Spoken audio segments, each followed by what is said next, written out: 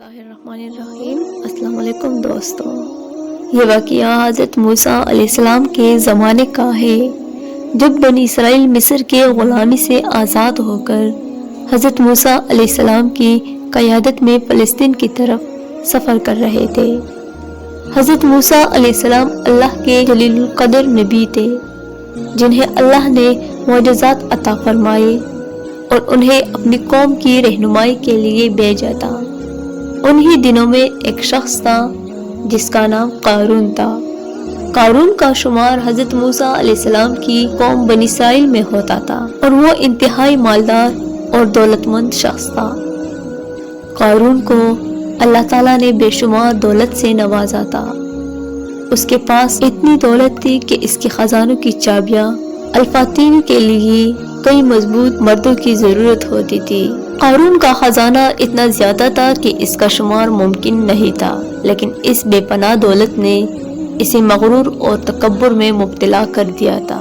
इसने ये समझना शुरू कर दिया कि दौलत इसकी अपनी मेहनत और इल्म का नतीजा है और वो अपने आप को दूसरों से बरतर समझने लगा। क़ारून ने अपने कौम के लोगों को हकारत की नजर से देखना शुरू कर दिया और अल्लाह ताला का शुक्र अदा करने की बजाय उनका इनकार किया। अल्लाह ताला का उसूल है कि जब वो किसी बंदे को माल व दौलत अता फरमाता है तो उस पर शुक्र करने और दौलत को सही तरीके से इस्तेमाल करने की हिदायत देता है। लेकिन क़ारून ने ना सिर्फ शुक्र अदा करने से इनकार किया, बल्कि इसने अपनी दौलत के गुरूर में आकर हज़रत मूसा अलैहिस्सलाम और उनकी तालीमात का मजाक करना शुरू कर दिया। वो कहता था कि इसकी दौलत इसकी अपनी समझदारी और मेहनत का नतीजा है और अल्लाह का इसमें कोई अमल दखल नहीं। बनी इसराइल के नेक लोग और हज़रत मूसा अलैहिस्सलाम की पैरवी करने वाले अफराद क़ारून को बारहा नसीहत करते थे कि वो अल्लाह की नेमतों का शुक्र अदा करे और अपनी दौलत को अल्लाह के राह में खर्च करे। लेकिन क़ारून ने उनकी नसीहत को टुकरा दिया और कहा कि ये सब दौलत मेरी इल्म और हुनर की वजह से है। ये कहना दरअसल अल्लाह ताला की नेमतों का इनकार था और क़ारून ने ये बात कहते हुए अल्लाह की गज़ब को दावत दी। क़ारून का गरूर व तकब्बुर इतना बढ़ चुका था कि वो अपनी दौलत की नुमाइश के लिए अपने खूबसूरत और कीमती लिबास पहनता और सोने और चांदी के ज़ेवरात से लदी हुई सवारियों पर बैठकर लोगों के सामने से गुजरता। वो चाहता था कि लोग इसकी दौलत, शान और शौकत देखकर उसकी इज्जत करें और उसकी बढ़ाई का एतराफ़ करें। सब नौकर चाकर उसके आगे पीछे होते और वो फख्र से सीना तान होकर चलता।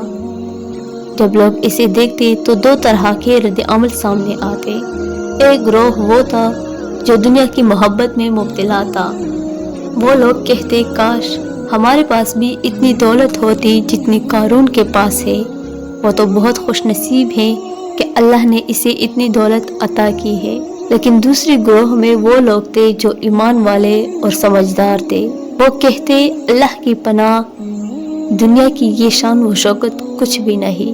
असल कामयाबी वो है जो अल्लाह के नज़दीक है। हमें अल्लाह से वो कुछ मांगना चाहिए जो हमेशा के लिए फ़ायदा देने वाला हो। जब क़ारून की सरकशी और गुरूर हद से बढ़ गया और उसने अल्लाह ताला की नेमतों का कुलम कुला इनकार किया तो अल्लाह ने उसके खिलाफ अपना फैसला सुनाया। हज़रत मूसा अलैहिस्सलाम को अल्लाह ताला की तरफ से क़ारून को नसीहत करने का हुक्म दिया गया।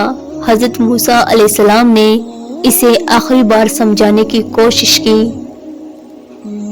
लेकिन क़ारून ने उनकी बातों को भी मजाक में उड़ा दिया और अपने तकब्बुर पे कायम रहा। अल्लाह ताला ने फिर हज़रत मूसा अलैहिस्सलाम के जरिए क़ारून और उसके खजाने को जमीन में दंसा देने का हुक्म दिया।